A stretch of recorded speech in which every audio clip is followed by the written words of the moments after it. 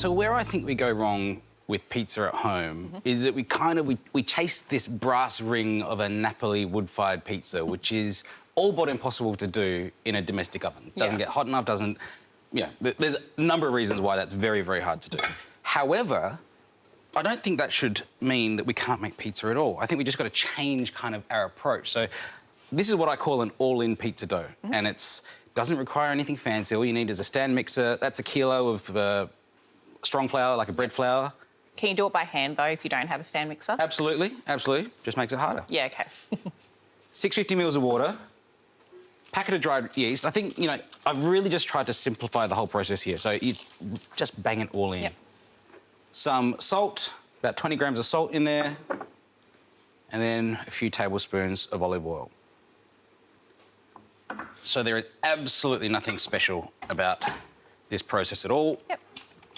Slow with the dough hook, and just let that go slowly for like 10 minutes until it becomes like a, you know, a smooth dough rather than a shaggy one. OK. So then what happens, I take that out, portion it into 4 pieces. So I'll portion it first, Yep. and I put it into Tupperware or into a bowl. Just get that off the bench. Pretend that it's 10 minutes later. Yep. Here's something you prepared earlier. Yes. Then I throw it into either a Tupperware or a container like this, and I put it in the fridge for like 3 days. Oh. Yeah. I mean, Okay. you could do it straight away, Okay. but the slow proofing in the fridge actually improves the flavour of it. So you could do it. You could take it out after 1 day. You could take it after 2 days, after 3 days. You could leave it on the bench and just do it for an hour. Like it's a super simple thing. Pizza sauce next. You know, when I was growing up, the pizzas that we made at home were tomato paste. Yeah. Which is, I think, not a great idea. No, we still It's do way that. too strong, way too kind of thick, and it just doesn't taste right. I don't know why we used to do it. Yeah. I truly don't. But in here, clove of garlic, just grate it in with a microplane. You could obviously chop it and put it in if you didn't have a microplane. Bit of sugar to offset the sourness of the tomato. Good pinch of salt, like pretty generous with it. And then you could add a touch more olive oil if you wanted to this. Not hugely necessary. And then I think all you got to do is cook that for 5-10 minutes. I think you would still want it to be fresh, but I'm just trying to cook out, I guess, the flavour of the jar is the way I'd put it, you know? OK. And after that, it'll look something like that. So not thick like tomato paste, still kind of nice, spreadable. That's the 2 hardest steps. Yeah. Like the dough, which actually was pretty easy, and the sauce, which was also pretty easy. The next thing is the process of cooking the pizza, because we don't all have wood-fired ovens. So this is my strategy for tackling that.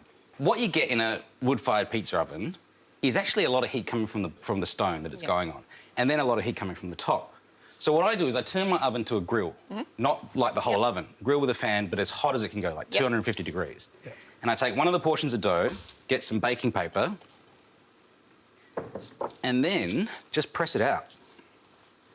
So using my fingers, pushing from the inside out to try and get it about the same size as a frying pan. This is a heavy cast iron frying pan. I like these for the oven because often they have a short handle, which means they go into the oven a little bit easier.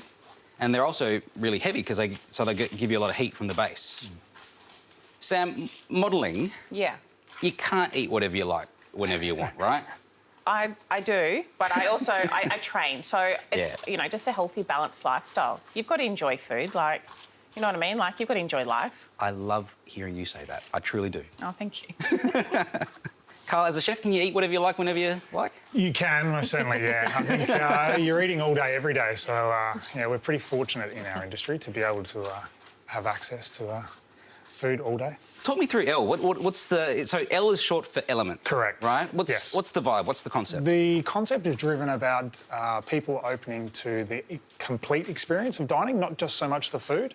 Super important, I think. Like, more so than people think it is. Like, we say it's all about the food, but actually it's not. No. It's about everything. Like, you have family around, it's about your family. You have a beautiful looking meal, it's about how it looks. Yeah.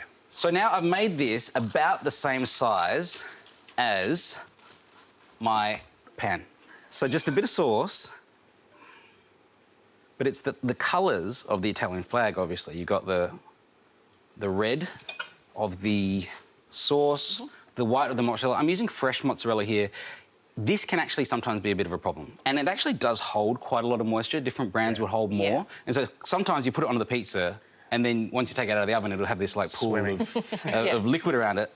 I don't mind it. If you don't like that, you can actually get like cooked mozzarellas that are a little bit more firm, that don't have as much liquid. Okay. Or take it out of the water like I have and let it sit Okay, a while and actually just let it, maybe take it out of the water and let it dry in the fridge at the same time as your dough. That said, I don't mind the pizza. Like, it's not that much liquid that it's got to be a massive concern. So then I'm heating up this pan super, super hot. And the great thing about this is you don't need to take it off this baking paper, which would be impossible. You can just take the baking paper itself and drop the whole thing like that onto the pan. Perfect. Now, these little tips, because you're going into the grill, can actually burn. So you can trim those down if you want to, but otherwise, that just goes into the oven. 5 minutes, high grill. And when it comes out, you're looking at something like that. So it should be nice and risen.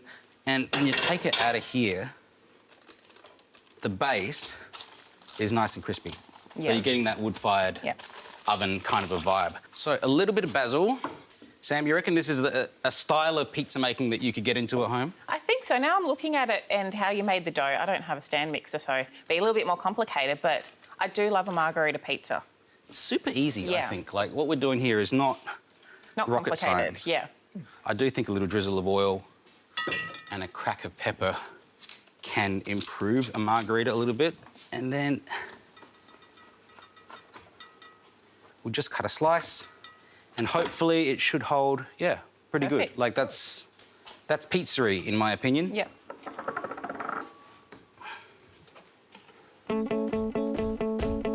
Classic margherita pizza.